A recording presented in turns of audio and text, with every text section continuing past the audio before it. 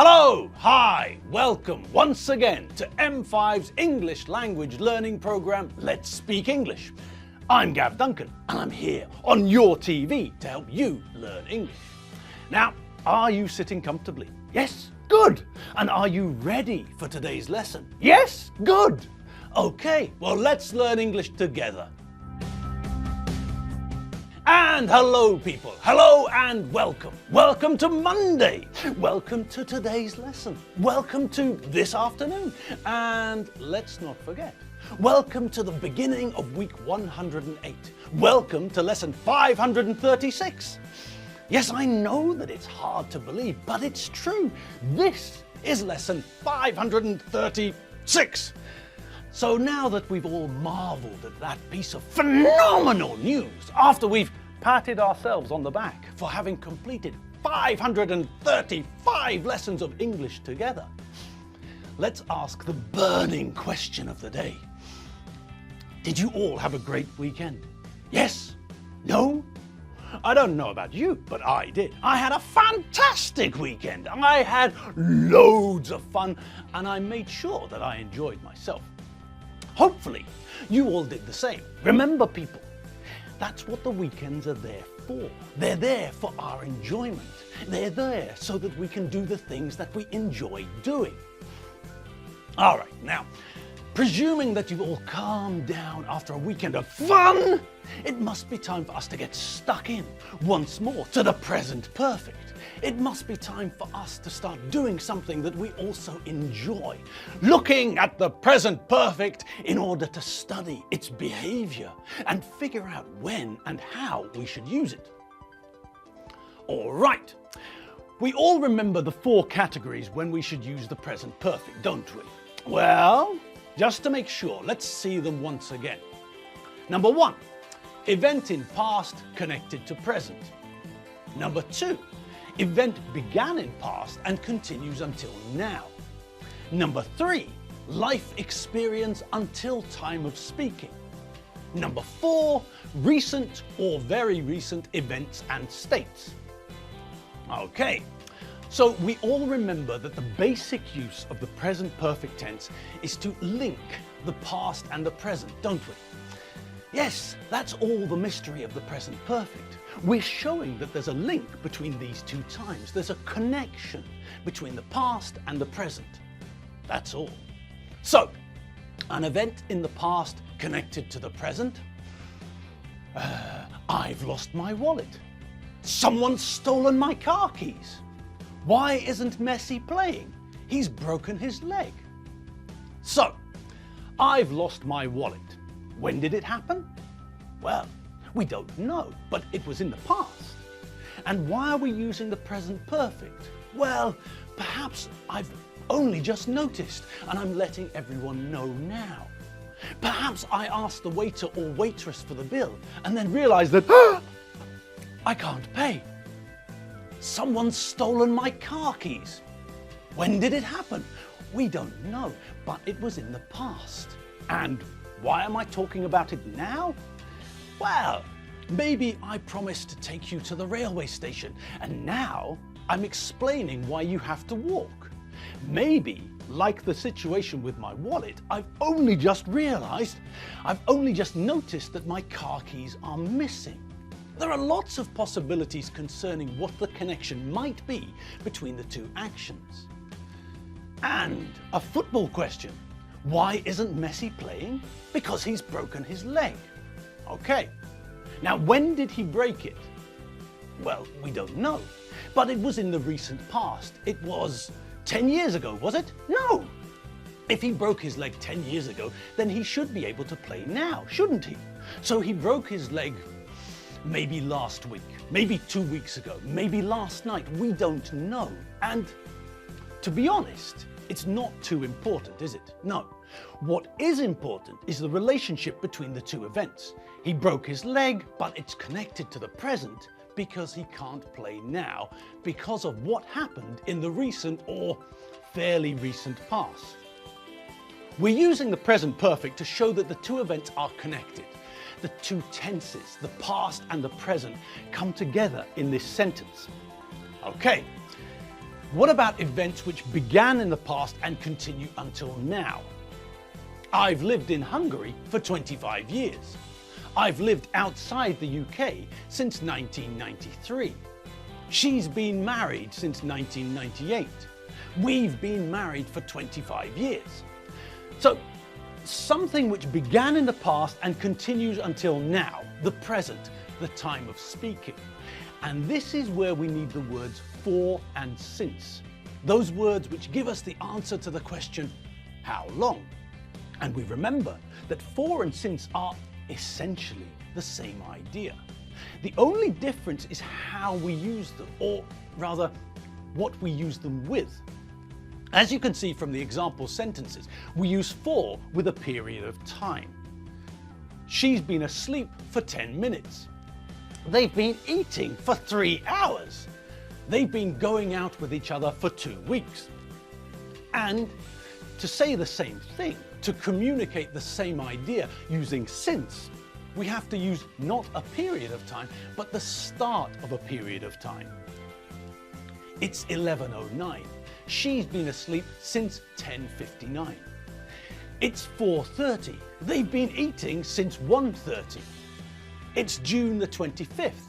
We've been going out with each other since June the 11th. Okay. Now we also remember that there are certain words we normally use when we're using the present perfect. We've just seen the words for and since, words we normally see with sentences in the present perfect, and there are others. If, for example, we're talking about life experience using the present perfect, then we often use the word ever when we're asking questions about life experience. Elvis, tell me, have you ever been to Spain? Well, I've never been to Spain, but I kinda like the music. So, in that question, the fact that I add the word ever, meaning at any point in your life to date, shows that this question relates to life experience. It's a clue, it's a hint, it's a signpost which tells us that the present perfect question is asking about life experience. And similarly, we use never when we're replying to a question about life experience in the negative, just as Elvis did. He didn't say, I haven't been to Spain.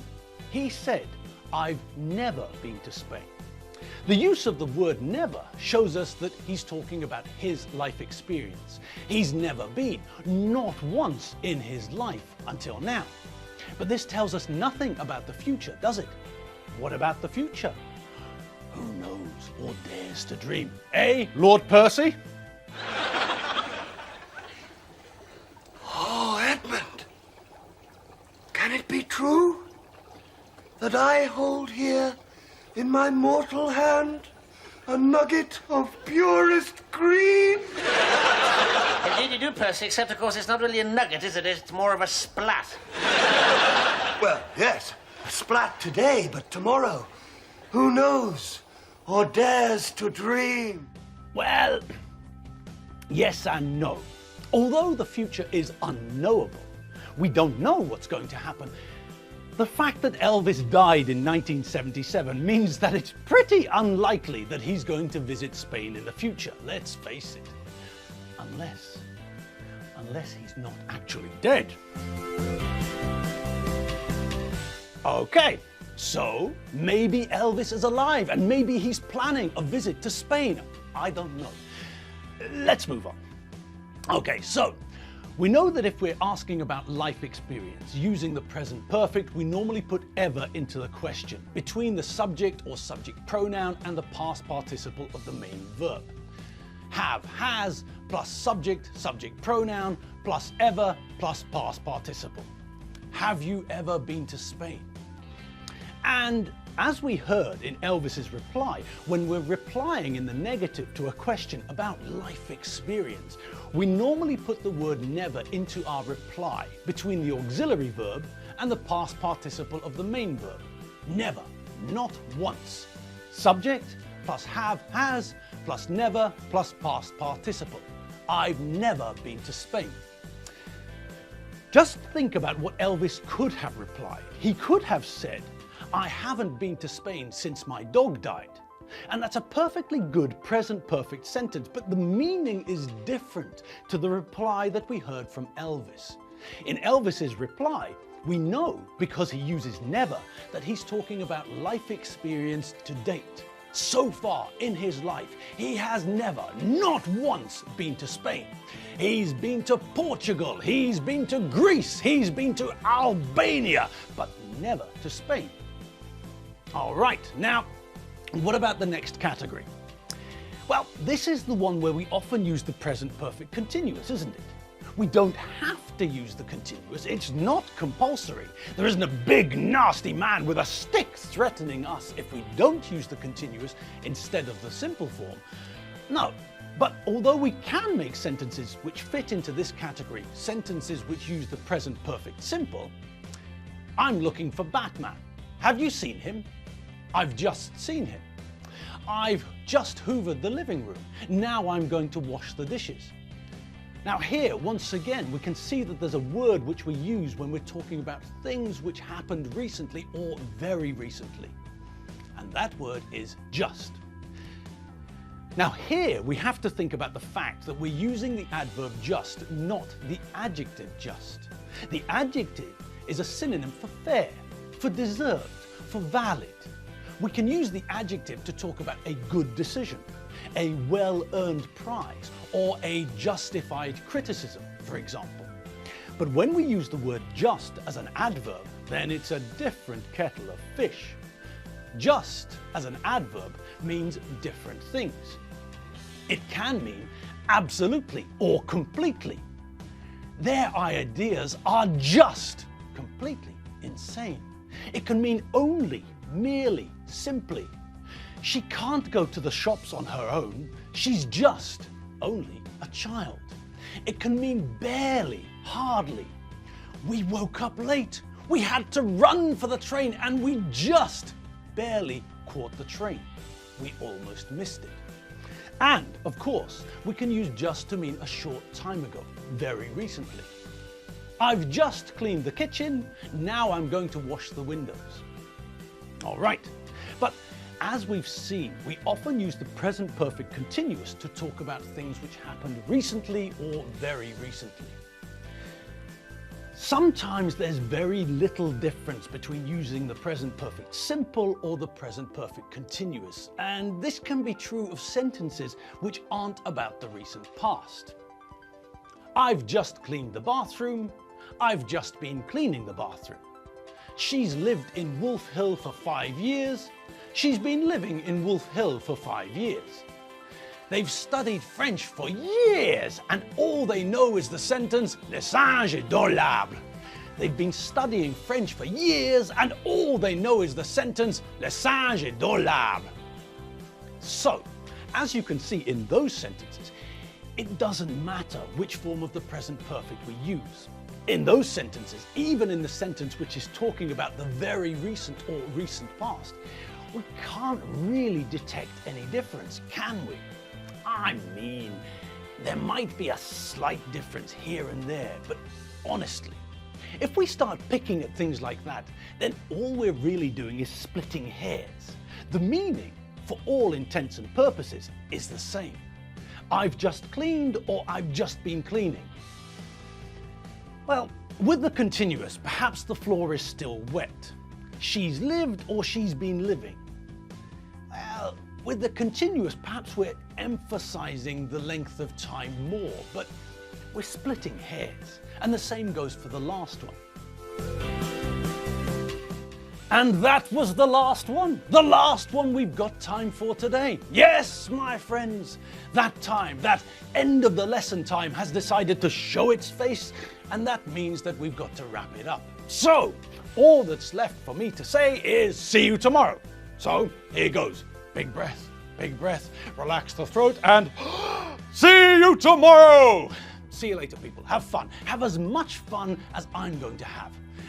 And I'm going to have a coffee as well, if you know what I mean. So, Just have lots of fun. Play with the zebra, tickle the giraffe, walk the dog, play chess with the sloth, and do your chores and your homework. I'll be back tomorrow, and hopefully so will you. See you tomorrow. See you later. www.mediaclick.hu. Bye!